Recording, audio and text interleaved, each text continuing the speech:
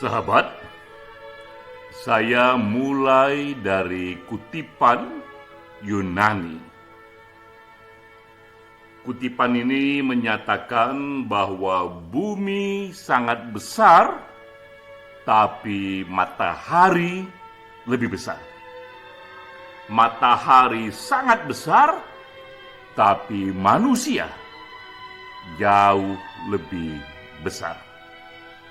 Inilah kutipan yang memberikan keagungan dan superioritas kepada manusia.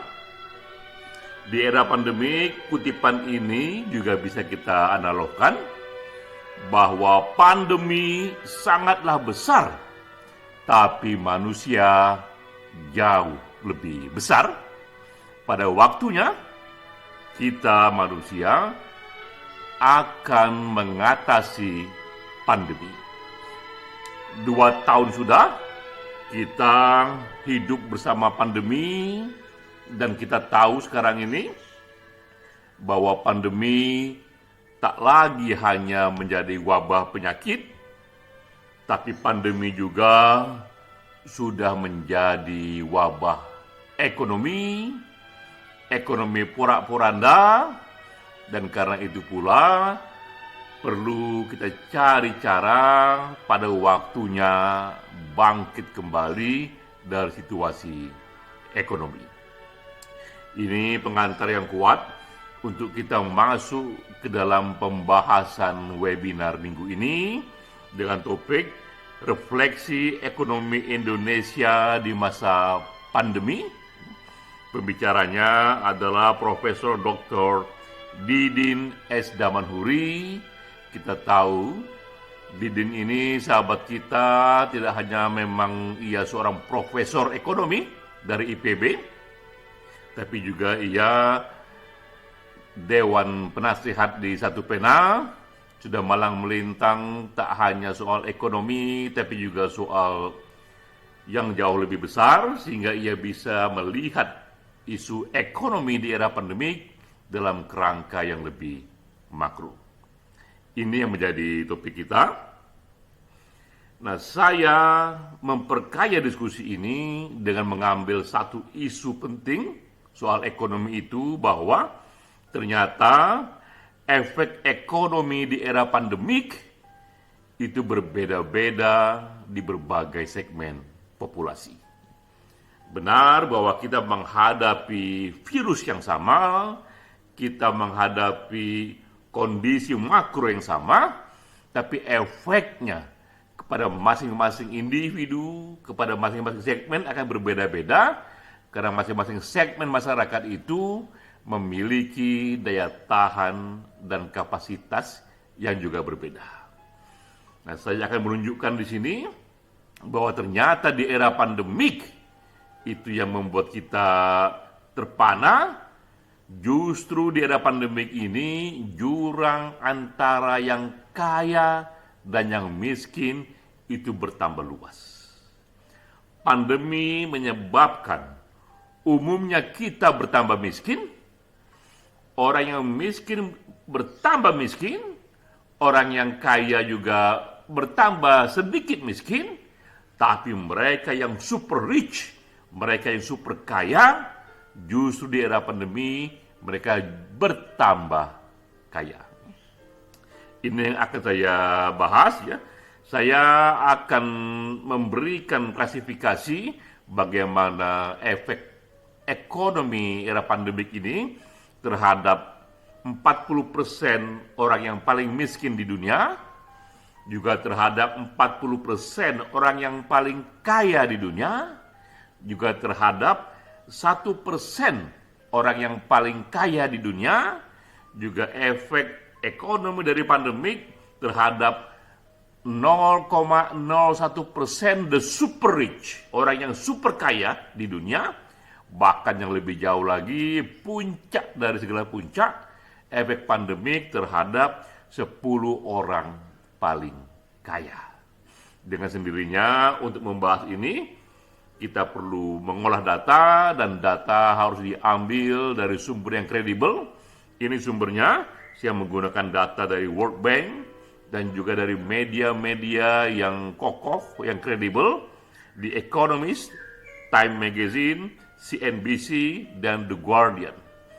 Dengan menggunakan banyak media dan sumber ini, maka data-data itu bisa bersinergi dan kita pilihkan data yang kita yakini akurasinya. Pertama, ini datanya bahwa efek pandemi ini membuat 40% dari mereka yang tadinya sudah miskin, itu bertambah miskin. Jadi mereka yang miskin, 40% yang miskin di era pandemi ini, bertambah miskin sebesar 6,7%. Jadi kita lihat betapa hebat efek ekonomi ini di era pandemik. Orang yang miskin pun jauh bertambah miskin lagi. Dan jauh lagi lebih menderita adalah orang yang miskin di negara miskin. Karena yang miskin di negara kaya juga sudah terbantu oleh berbagai fasilitas negara modern yang umumnya mereka miliki. Tapi ini tak dimiliki negara yang kaya, yaitu aneka program-program kesejahteraan masyarakat yang memang sudah built-in dalam satu program pemerintahan negara-negara yang maju. Jadi ini pertama, pada top 40% orang paling miskin, efeknya bertambah miskin 6,7%. Namun juga orang yang paling kaya pun, 40% orang paling kaya pun juga bertambah miskin, tapi bertambah miskinnya dalam persentase yang lebih kecil, yaitu hanya 2,8% saja. Terus kita bandingkan, yang paling miskin berkurangnya 6,7%, yang paling kaya berkurang kekayaannya hanya 2,8% saja.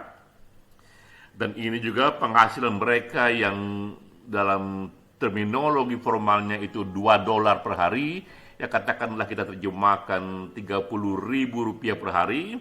Jumlah mereka yang di bawah itu penghasilannya akibat pandemi bertambah banyak jumlahnya, dan dihitung di sini bertambah 97 juta. Lalu berikutnya juga mereka yang miskin yang ada ukurannya. World Bank sudah menetapkan apa definisi orang miskin itu.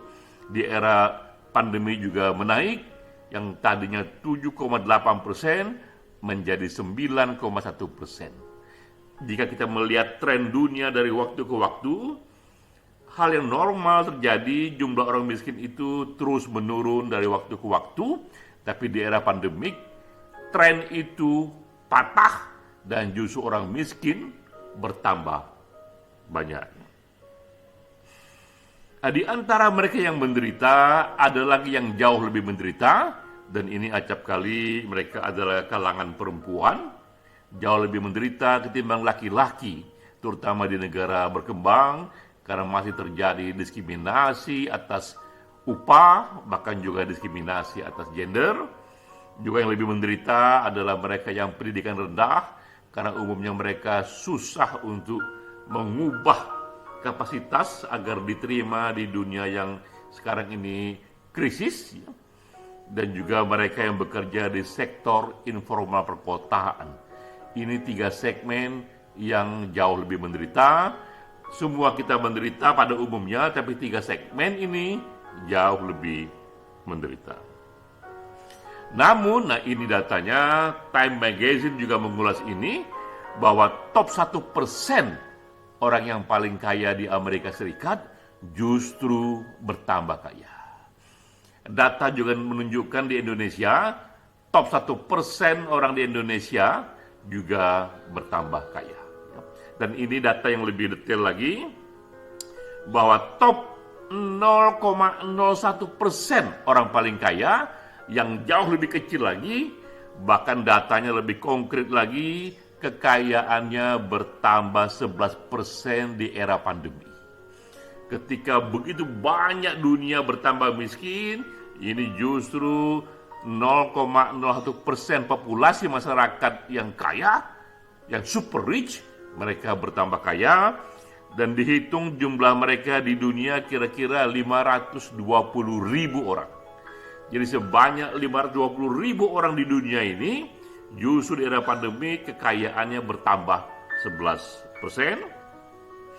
Lebih jauh lagi, ini dari CBS News, sebanyak 2.365 triliuner. Lebih sedikit lagi, orang yang super rich-nya lebih super lagi, sebanyak 2.365 triliuner, justru di era pandemik kekayaannya bertambah sekitar 54%. Jadi bukan main. Kita lihat data seperti ini ketika umumnya kita ini 2 tahun begitu menderita akibat gelombang ekonomi, lebih dari 2.000 orang para triliuner di ujung sana, justru kekayaannya bertambah 54%. Lebih dari separuh kekayaannya bertambah.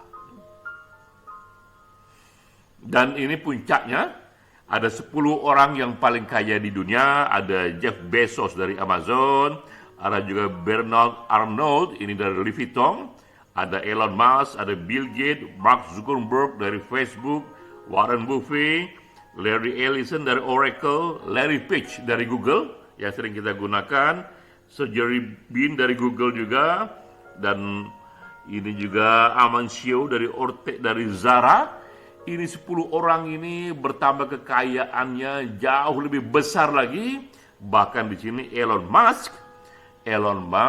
di era pandemik kekayaannya bahkan bertambah 560%.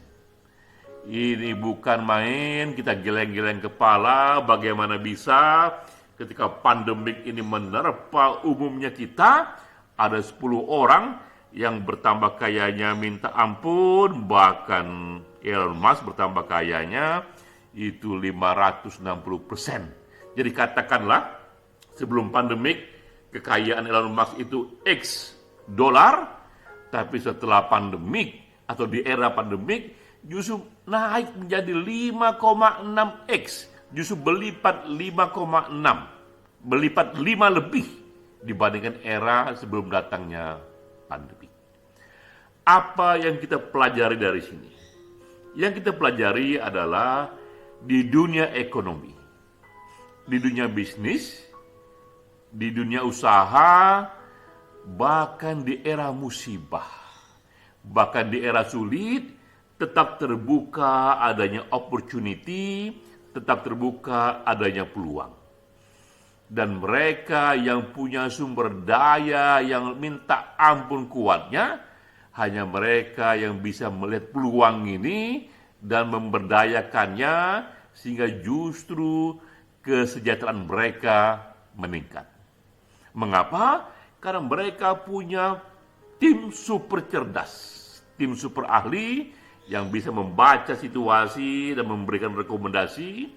Mereka punya organisasi yang begitu efisien dengan menggunakan semua ilmu pengetahuan terakhir, dan mereka punya big capital. Jadi kombinasi itulah yang membuat mereka bahkan di era pandemik sekalipun mereka justru bertambah kaya. Untuk kasus Elon Musk tak tanggung-tanggung bertambah kayanya 560%. Namun tentu kita tidak berhenti di sini.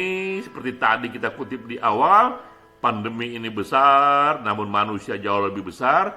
Karena itulah opportunity yang tadi hanya dilihat oleh sekelompok kecil elit ekonomi, bagaimana opportunity ini diperluas seluas-luasnya, sehingga sesuai dengan prinsip the greatest benefit, the greatest happiness for the greatest number of people. Agar semakin banyak orang juga mendapatkan peluang yang sama. Saat itulah perlu ada solusi di era pandemik, di mana pemerintah, sekali lagi pemerintah yang menjadi pelaku utamanya, pelaku dominannya. Nah, ini ada berbagai solusi yang sudah dipikirkan oleh begitu banyak ahli, dan saya summary saja. Inilah kira-kira yang harus dikerjakan oleh pemerintah terutama untuk membantu masyarakat itu bangkit dari situasi ekonomi yang menurun, yang merosot di era pandemik. Pertama adalah increasing investment. Solusi satu, pemerintah harus sediakan investasi, pinjaman, bantuan sebesar yang bisa, karena di era masyarakat yang lesu ini perlu ada tangan yang kuat sekali untuk mengangkat ekonomi masyarakat. Ini terjadi misalnya di era Great Depression di tahun 30-an, ketika juga publik luas itu jatuh secara ekonomi, maka pemerintahan di bawah Roosevelt di Amerika dengan satu Great Deal-nya yang membuat satu spending pemerintahan yang besar sekali, investasi besar-besaran untuk infrastruktur, karena dengan cara itulah investasi itu menyerap tenaga kerja yang jauh lebih banyak lagi. Orang bekerja, orang mendapatkan nafkah, dari nafkah itu bisa ia belanjakan, akibatnya terjadilah satu gerakan ekonomi, nafas baru ekonomi, sinergi ekonomi yang amplifikasinya membuat ekonomi tumbuh kembali. Nah, kita lihat di Indonesia, ini yang sudah pemerintah kerjakan. Pemerintah sudah menyalurkan 5.652 triliun agar sektor perbankan kian positif. Jadi melalui perbankan, melalui bank, sudah lebih dari 5.000 triliun dikucurkan untuk kembali membangkitkan ekonomi. Jadi pemerintah di sini sudah menjalankan solusi satu, mengkucurkan investasi atau pinjaman sebesar yang bisa, karena butuh tangan yang kuat sekali untuk mengangkat masyarakat yang dalam situasi lemah, ekonomi yang lesu. Solusi kedua, ini disebut juga reducing cost. Cost pun harus dibantu dikurangi. Jadi solusi kedua ini pemerintah harus ringankan pajak dan berikan konsesi. Pajak, jumlah pajak yang di era normal dianggap itu oke, dianggap itu biasa, tapi di era krisis pajak serupa justru sangat memberatkan dan bisa membuat masyarakat dan pelaku usaha pada umumnya itu terus terpuruk di bawah. Karena itulah pemerintah harus mengambil inisiatif juga untuk melakukan satu subsidi dan keringanan pajak. Ini juga disarankan oleh banyak ahli. Nah, kita lihat apa yang sudah dikerjakan oleh pemerintah. Nah, pemerintah pun sudah mengerjakan 6 jenis keringanan pajak di berbagai sektor. Bisa kita baca di Google apa saja itu, termasuk juga di sini karena listrik itu begitu fundamental efeknya di berbagai segmen dan industri. Pemerintah juga mendiskon tarif listrik. Jadi solusi kedua pun di Indonesia sudah mulai dikerjakan. Solusi ketiga adalah ciptakan iklim untuk usaha dan inovasi, encouraging innovation. Ini juga rekomendasi banyak ahli, karena di era krisis perlu ada inovasi yang berbeda, perlu ada pola usaha yang berbeda dibandingkan di era normal, dan inovasi itu juga bisa di-encouraging, bisa dibangkitkan oleh pemerintah. Nah, kita lihat ini di Indonesia, bahkan di pemerintah daerah, ini di Salatiga dikatakan bangkit pasca pandemi COVID-19, Pemkot Salatiga galakkan inovasi. Saya juga sudah baca berita ini, betapa Pemkot di sana, mereka melakukan mendekati 50.000 UKM-UKM yang ada di sekitar situ, untuk mereka berikan satu bantuan, satu training yang membuat mereka lebih menggerakkan inovasi bagaimana berupaya di era pandemik yang situasinya berubah. Ini solusi 4. Solusi 4 adalah menambah skill, terutama di era digital, ya. Supporting workforce readiness. Supporting workforce readiness. Jadi bagaimana kita pun menyiapkan publik untuk lebih ready menghadapi situasi baru, dan salah satunya adalah upskilling dan reskilling. Jadi bagaimana keahlian itu bisa ditingkatkan atau bisa diarahkan ke tempat yang berbeda dengan skill baru, dan itu berarti ada pelatihan, dan terutama menyambut era digital. Ini solusi keempat, dan kita lihat juga ada Kominfo yang juga melakukan pelatihan UMKM, salah satunya pelatihan digital untuk para petani. Jadi kita lihat petani pun di sini, karena ini merupakan mayoriti dari profesi di Indonesia, skill mereka pun di-upgrade di era pandemi agar bisa menghadapi situasi baru dengan cara yang lebih jitu lagi.